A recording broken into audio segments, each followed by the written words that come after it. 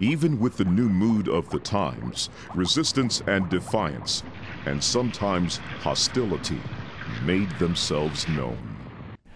And we found an oil sheen on the creek, and we traced it upstream to a automobile repair shop. And we went in and told the owner that the drain from his shop was going directly into the creek, and it had a lot of oil in it, and would he please do something about that? His response was to pick up a shock absorber and not come over the counter physically, but lean over the counter and tell me no, that he wasn't going to do that. Environmental hotspots can ignite public health emergencies, environmental disasters, and major headlines. Virginia has had its share. We investigated the extent of the contamination in the middle 70s and found that there had to be a fish advisory on the Shenandoah River because of mercury in fish tissue. Fish kills, mercury poisoning, a massive tire dump fire, oil spills in the Chesapeake Bay, Keepone in the James River. We had large oil spills. Tankers would turn over or rupture out in the middle of the bay, coating the bay and the beaches and the riverbanks with thick oil. I remember going on fish kill investigations with fish gasping for air through the oil, birds and ducks completely covered in oil and flopping around on the riverbank and in the water. Near Hopewell, Keepone, a toxin used to kill ants and roaches, was flushed into the James River for 9 years.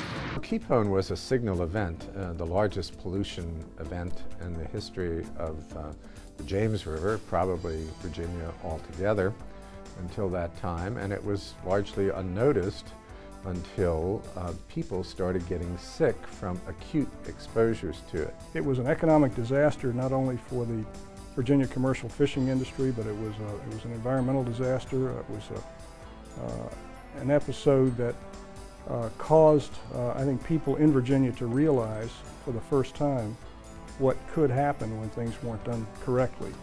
Keepone ranks as one of Virginia's worst ever public health emergencies and environmental disasters. A federal judge ordered a $13.2 million fine, the largest water pollution fine ever imposed at the time. The judge then had an original idea, which you don't see in the judicial system all that often, so it was a real breakthrough. He said, you know, this pollution harmed the people of Virginia. Why don't you, the company that pled no contest to all these pollution violations, why don't you do something for the people of Virginia? So after a while they came back with a proposal to the federal court to say, how about we put up $8 million to start an environmental foundation for Virginia? And although he didn't have to, the judge said that's a great idea. As a result, public outreach for the environment got a huge boost. Every day the industries are in at the agencies saying, well, we understand the law this way, and we think this is the way you should interpret the rules or grant the permit. So you've got to have somebody on the other side. You've got to have some pushback from citizens. Captain John Smith described the Chesapeake Bay as a fair bay. It still is. 4 centuries later, the bay is resilient, but it has seen better times, much better. The waterman was able to make a living by what he could harvest from the public or baler grounds. And that's gone. That is completely gone. There are no oysters on the baler grounds anymore. Consider the sheer size of the bay's watershed and the demands placed on it every day. For every square mile of water in the bay, 14 square miles of land are in its watershed. It takes in parts of New York, Pennsylvania, West Virginia, and Delaware, most of Maryland, all of Washington, D.C., and 62% of Virginia. Now that I live in Southwest Virginia, I laugh every time I'm driving back home from Richmond because I'm almost to Roanoke before I drive out of the Chesapeake Bay watershed.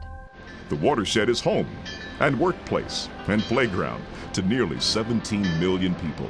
Virginia accounts for 5 million of them, about 2/3 of the state's population.